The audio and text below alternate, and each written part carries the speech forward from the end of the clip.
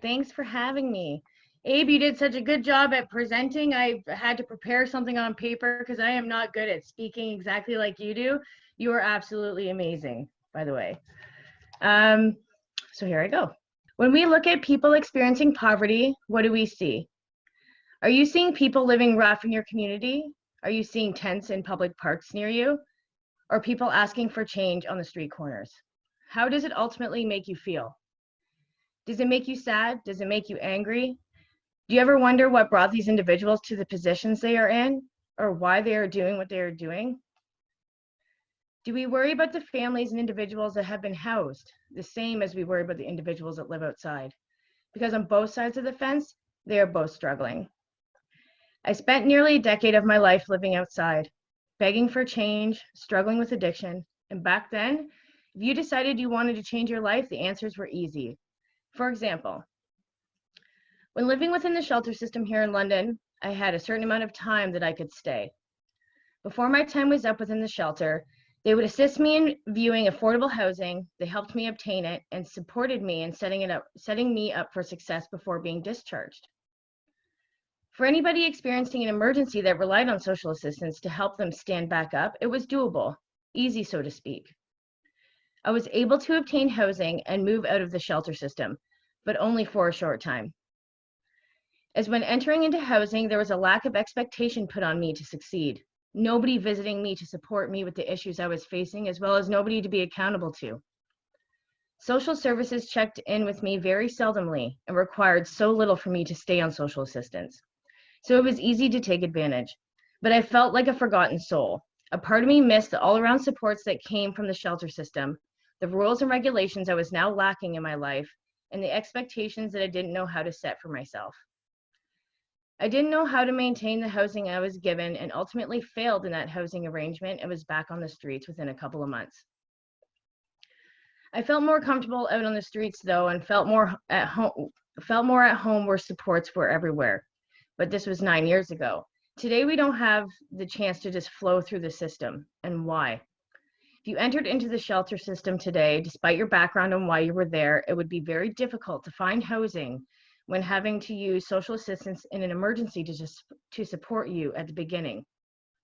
It's hard today to just find a room for rent that matches the maximum amount given to you on social assistance. And if you do find one, the lack of expectations supports and accountability keep us from going further into a successful lifestyle and maintaining our space. It's so mentally and physically draining to live on the streets, but it's comfortable at the same time, as we know the food programs, the supports, and the people. Within housing, feels like solitary confinement sometimes, forgotten and without the constant and strict structure of other inmates. But that's also if you can find housing or even qualify for it.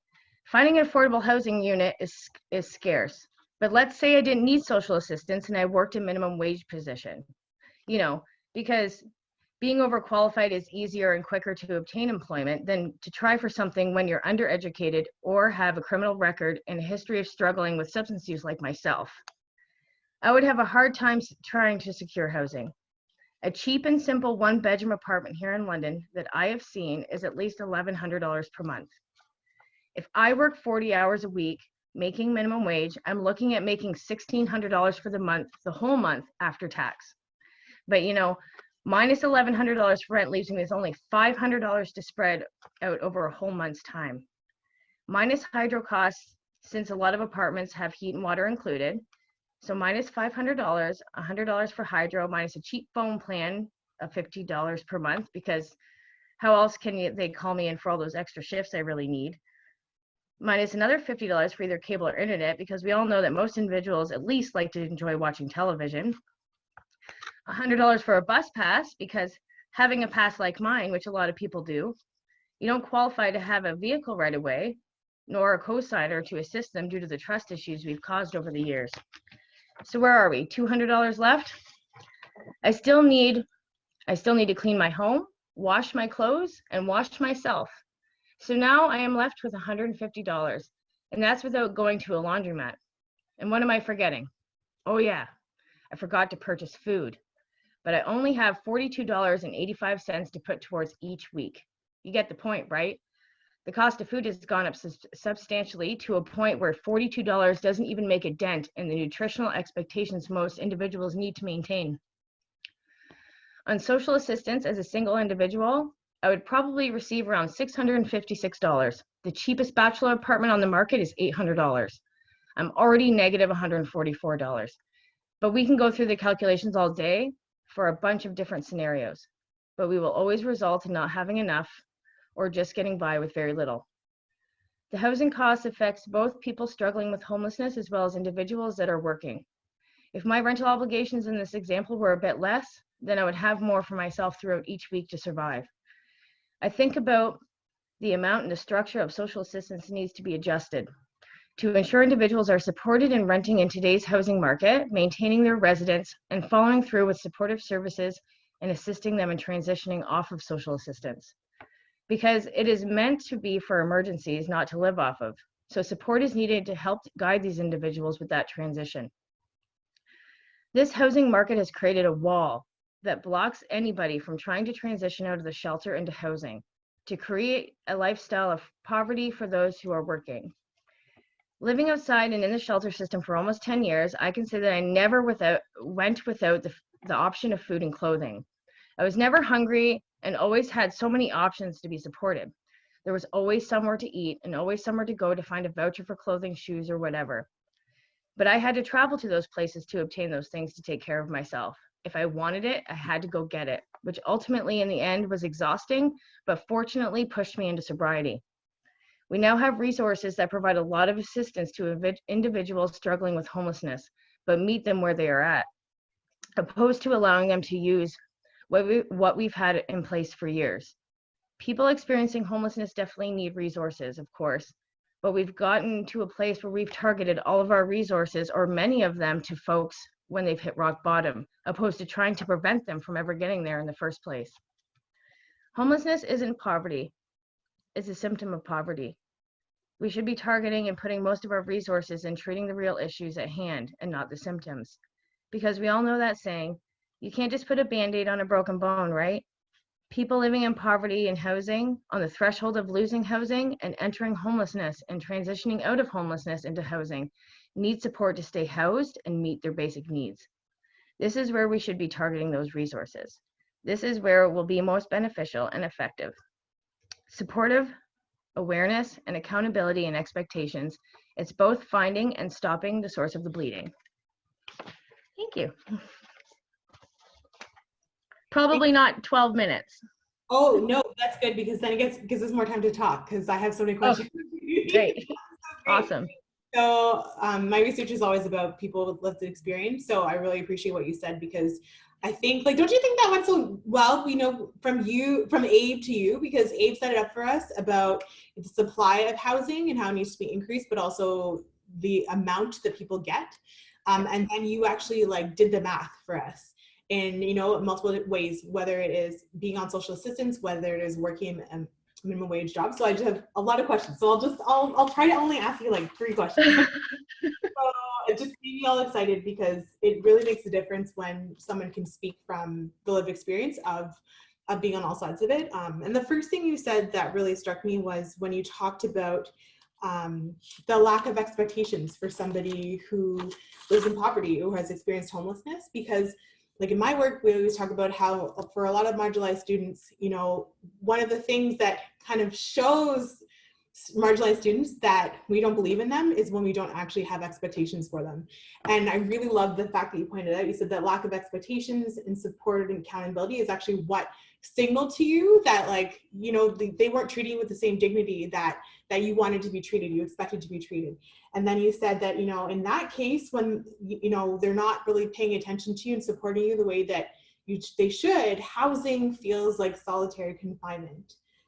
Because of the social isolation. And I think that, in this pandemic, a lot of us have experienced some form of social isolation, but it could be even more when you're given this, supposed gift of housing, and then they just leave you. So I wonder if you wanted to say any more about that for anybody who may not really understand what you were saying there. Well, I remember going into housing for the first time. I went from shelter to housing, and it was really easy to tell social assistants, you know, like, yeah, I'm looking for some jobs. I'm doing this, I'm doing that, but there was never really any follow through or, you know, evidence shown. There wasn't enough expectation put on me. It was really easy to ride the system, but that's what made me fail in the end, because I didn't have anybody to follow, any rules to follow. I just, I just find that usually chaos happens when there's no rules and regulations. And, you know, my apartment didn't look well. There was nobody visiting me to check in on me. And, you know, majority of individuals that are going through addiction and whatnot, they don't have a lot of from my point of view, I didn't have a lot of family support that was coming to see me. So there was nobody really there to make sure that I was doing what I needed to do. And, you know, since I started using substances when I was 16 years old, I don't know how to live. I didn't know how to live. And so I really needed those rules and regulations, which is why I was more likely to thrive in the shelter system opposed to thrive on my own. So. Yeah, see, I love that you said that, because I've never heard that perspective like said so, you know, out loud. And I think that a lot of us maybe feel that, oh, okay, so all we need to do is just like build your house and then close your door, you know, and then that's all there is. But what you're saying is like human dignity involves care, it involves checking in, it involves saying, how can I help? How can I support you? Even how can you be accountable to me, and how can I be accountable to you by being your support system through this? So I just wanted to say thank you for raising that point, because it's not something like, I think sometimes when we think about homelessness, we think about like money, like you talked about, and then like a house or a roof or a door. We don't think about the person behind that. So that to me was really impactful. The other thing I wanted to mention that you said was about one of the last things you said, where you said that often when we're doing this, the housing market has created a wall, which is a lifestyle of poverty. And a lot of what we're doing now is targeting people who have hit rock bottom instead of targeting people before they hit rock bottom. And I find that really intriguing. So I wonder if you would have kind of like a call to action about how we can refocus our attention when it comes to supporting the person who's experiencing poverty, instead of just like thinking about it as like, yes, we need the money and yes, we need the roof, but I wonder if you wanted to talk a bit more about how we can support the person.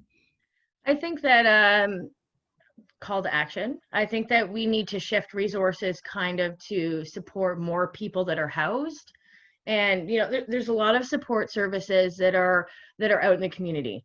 You know, I didn't have a lot of I didn't have a lot of people come to me when I was out on the street to make sure I was eating or I was dressed well or wearing clean clothes. You know, if I had to go eat, I had to go find a meal program and access it. And I walked everywhere in town to a point where I became super exhausted, where I didn't want to do it anymore. I think that we have so many resources for people that are struggling at street level.